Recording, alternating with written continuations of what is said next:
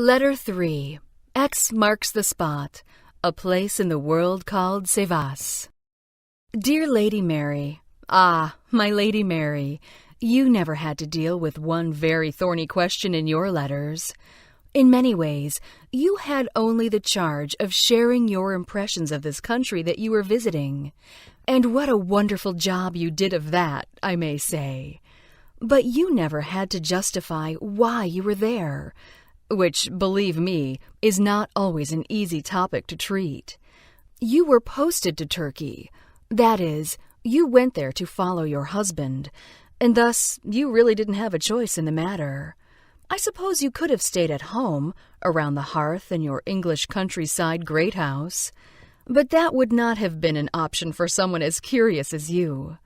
But it was different for me. I went to Turkey to quench an obsession. To the question eternally asked of me, why Turkey? I am often very embarrassed to provide the real reason why I first went there. Sometimes it is easier to stammer a bit and to say that I have Turkish friends, or more specifically, that I have a Turkish sweetheart, which seems to be the answer that everyone wants to hear, or that I enjoy studying rare languages, or that I am a rug collector, or that I do business in Turkey.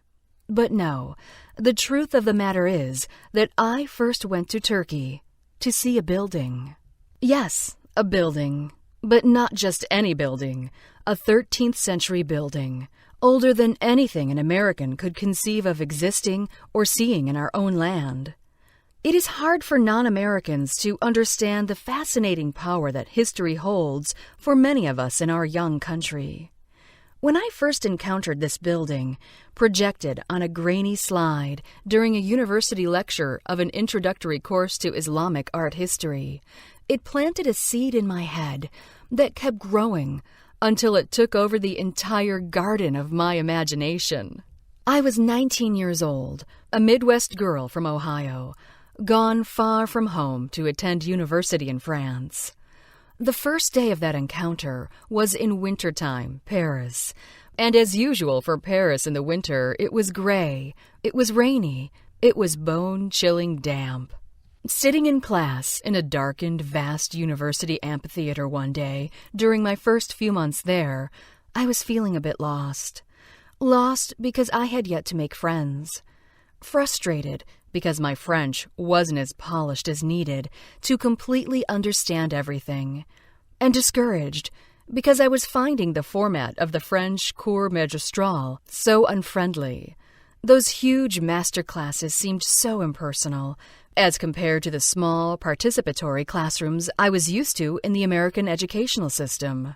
I missed the tug-of-war between student and teacher, the commotion and civility of an American classroom. I was even starting to doubt whether I had chosen the appropriate course of study, for everything I had encountered up until then had seemed so detached from any reality between art and life, much less suited to my interests. For months, in my art history classes, I had studied the famous French archaeological digs in ancient Mesopotamia, with hours of class lectures filled with endless images of amulet rolls and clunky statues from confusing, coexisting, and very dead cultures. It seemed all so uninteresting, pointless, and boring. Yet on that gray winter day, right in the middle of an introductory course in Islamic art history, the Deus Ex Machina appeared. Without warning, up popped on the screen an image that shook me from my pessimistic doldrums. It was a picture of a building that seemed built of golden stones.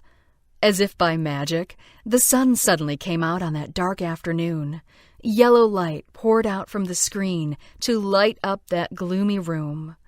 All at once, it seemed as if I were standing outdoors on a late spring day, under a sky as blue as the ceramic tiles I saw decorating the building's walls. These golden stones were deeply carved with dancing animals, stars, plants and trees, cursive writing, and birds, all framed by lace arabesques. They were as beautiful and magically expressive as the sculptures on the Romanesque abbeys in France that I admired so much. The professor said, "Et maintenant nous voyons ici la gouque maîtresse de Sivas." I had never before heard the words maîtresse, gouque, or Sivas, and much less had the slightest idea where it was. And as I scribbled them down in my notebook as best as I could, I knew these words were going to become the starting vocabulary of a new language for me. Just what was it in that building that captured my imagination so? I will tell you about that in a later letter, but many of your own letters are filled with descriptions of buildings you have seen, so I am sure you can understand me on some level. Suffice it to say that it was just like the first time you gaze into the eyes of the man you will marry.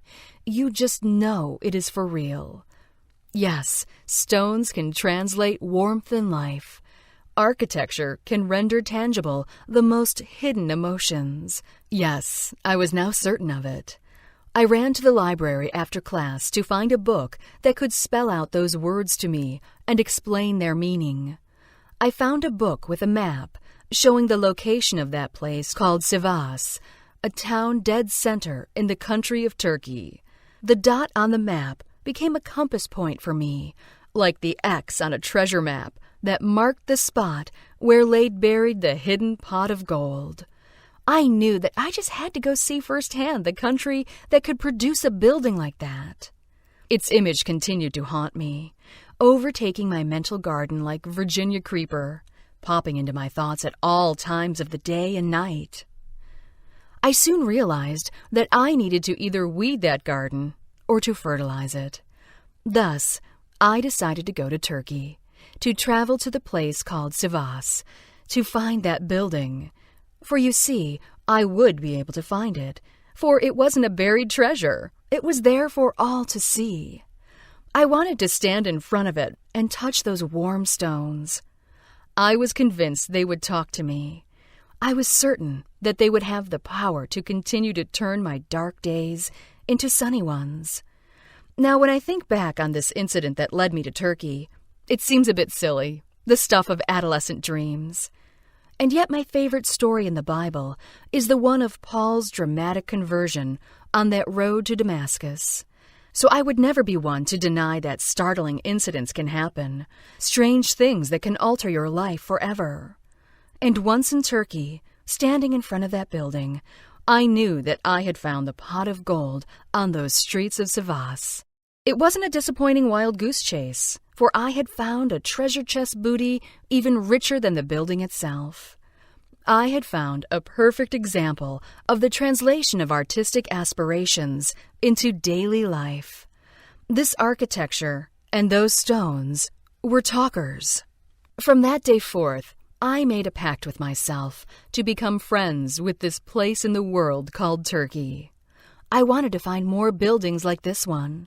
I wanted to discover how such a building could have been built, and by what kind of people. As I came to know Turkey better and better over extended yearly visits of travel, research, discovery, and many, many more stones over the next 30 years, there was never a doubt in my mind that I would remain forever linked to this magnificent country, filled with people with hearts as warm as those stones. Respectfully yours, Catherine Branning.